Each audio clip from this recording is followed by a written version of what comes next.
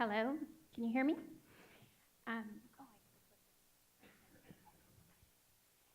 So I am just so grateful to be here. Olivia is a dear friend. We've co-led some retreats together, so it feels very much like coming home in a lot of ways.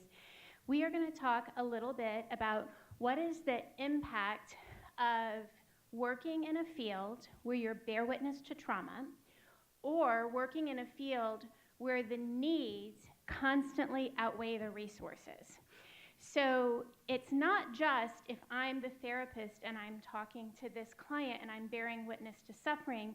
Bearing witness to suffering is much broader than that. Think about at a lot of our agencies, the first person who might greet someone who's struggling with trauma is the receptionist, right? And how often do they see that trauma response, but they really don't get much acknowledgement or training around that. So we're really going to look at what's the impact on us. Towards that end, I'm going to share a little bit.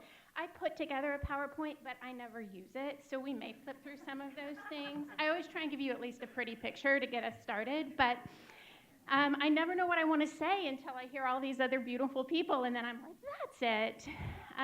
So I started in this field. I've been working as a trauma therapist for about 20 years, and I love it. And in fact, when I was getting my intern hours, it was so cool to see Heidi here from Children's Institute that I haven't seen in forever. We were interns together.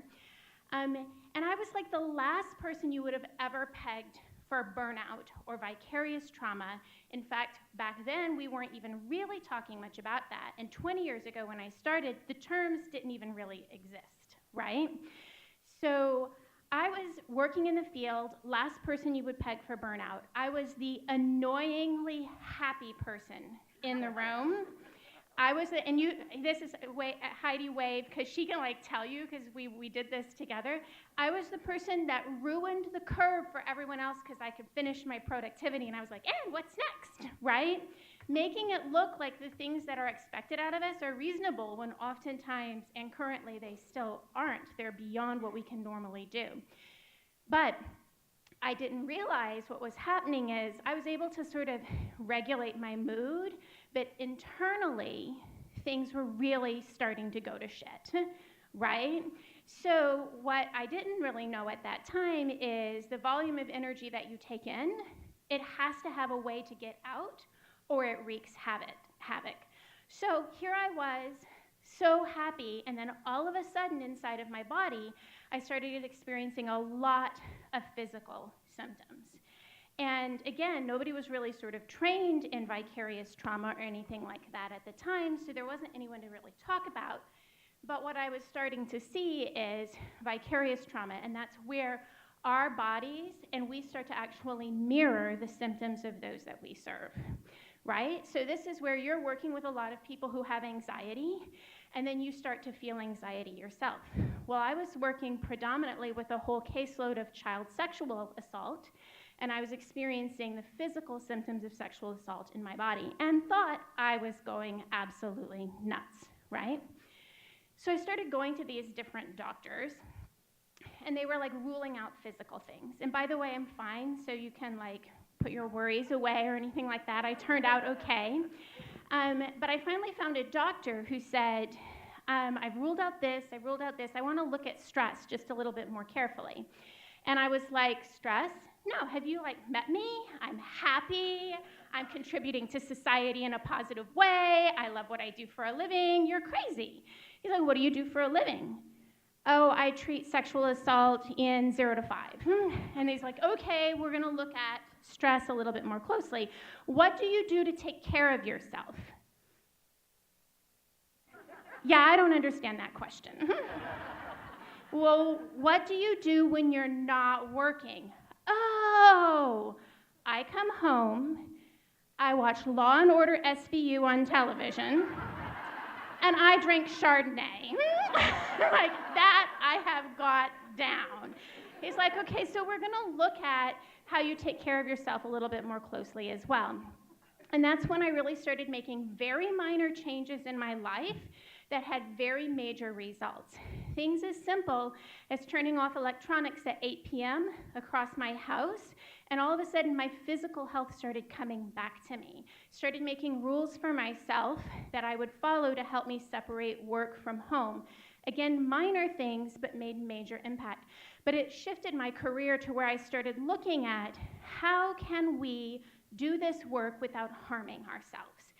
What the price we currently pay is too high, and we've come light years from where we were before, but it's still too high, and there has to be a way to do this without harming ourselves in the process.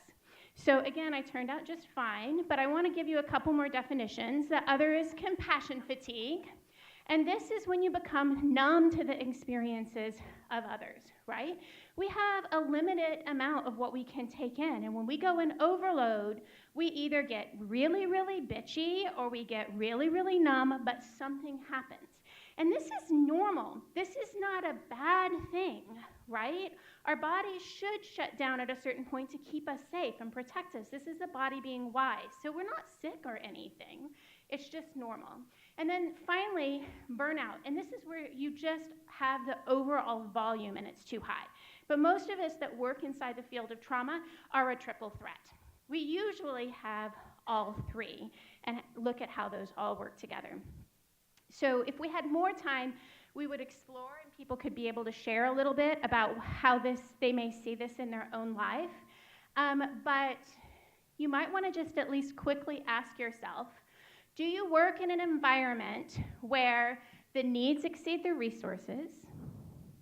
Who here says, I have so many resources, I'm going to pass them on to the agency next to me, and we can all do this together?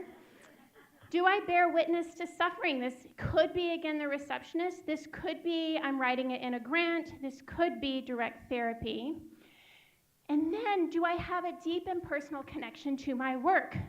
Most of us don't think at age 5, I'm going to grow up and work in a rape treatment center. That is my dream job. We do this for very personal reasons, and the field doesn't really talk about it all that much. I mean, there's not a lot of research out there, but because of all the work that we've done in addressing vicarious trauma and listening to stories, I would say about 90% of us come to this with a personal history, right? And that's a good thing. It gives us all this insight and compassion, and it's not good or bad to have what has happened to you in your life impact what you're doing now. You just need to know it so that you can take care of yourselves in more of a radical way. And then, most of us don't go home and you're greeted by your spouse who's like, oh my God, did you have a hard day? Let me feed you grapes, rub your feet, fan you. Like, we have personal lives too that we go home to as well, and that impacts the way that we're responding. So I want to just take a moment and explore the idea of what could it mean to engage in this work and just find a few things to reinvigorate yourself so we can re-enter every day with hope and resiliency. First is, I no longer say I work in the field of trauma. I've worked in the field of trauma, and there is still as much trauma now as 20 years ago. It's a little depressing. It's not the field I want to work in anymore. I work in the field of joy.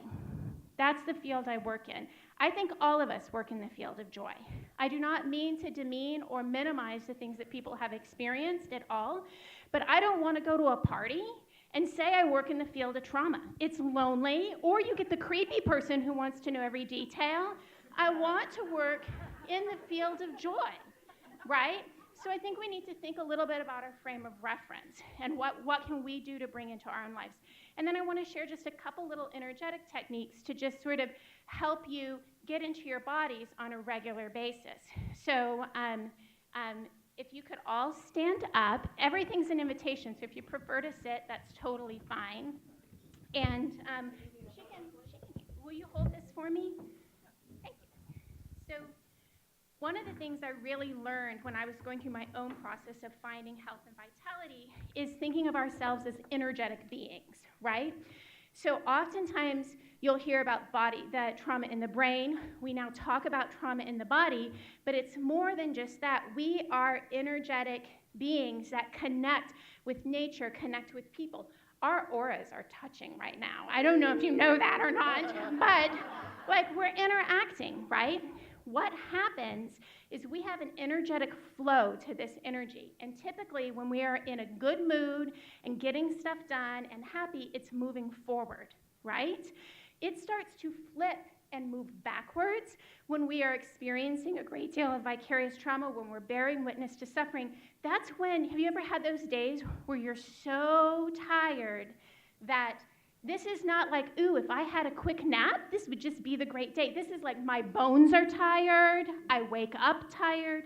That's because our energy has been flipped and been moving backwards for quite a while. But there are energy meridians on our body that you can easily adjust to move forward. So we're going to do that sort of as a close to this part. And all you have to do is sort of just tap your cheeks.